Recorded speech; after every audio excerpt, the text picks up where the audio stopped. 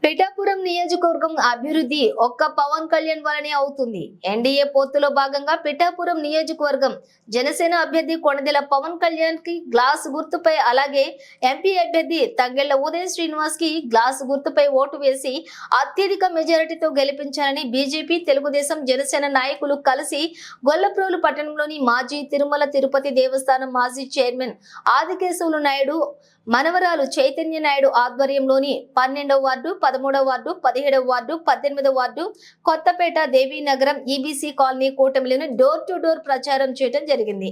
ఈ కార్యక్రమంలోని తెలుగుదేశం నాయకులు, జనసేన నాయకులు, బీజేపీ నాయకులు అధిక సంఖ్యలో పాల్గొన్నారు.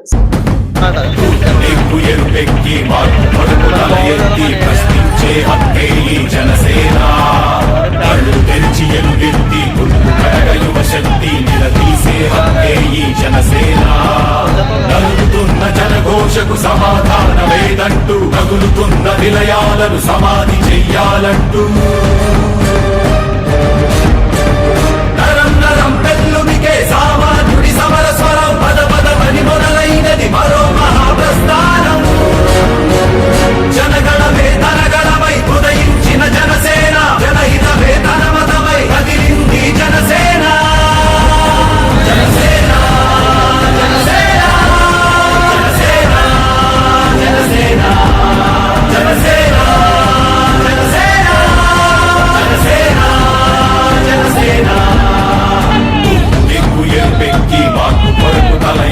ప్రశ్నించే హక్కే ఈ జనసేన. కళ్ళు తెరిచి ఎలుగెత్తి కుళ్ళు కనగ యువ శక్తి నిలదీసే హక్కే ఈ జనసేన.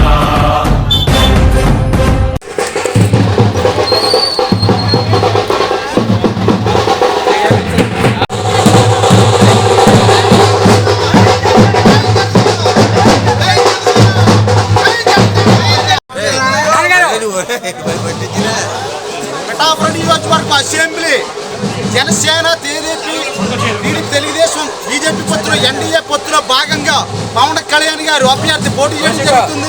పవన్ కళ్యాణ్ గారు గెలవగానే మన కేంద్ర ప్రభుత్వం నరేంద్ర మోడీ గారు 500 కోట్లు పిఠాపురం నియోజకవర్గానికి ప్రకటించడం జరిగింది.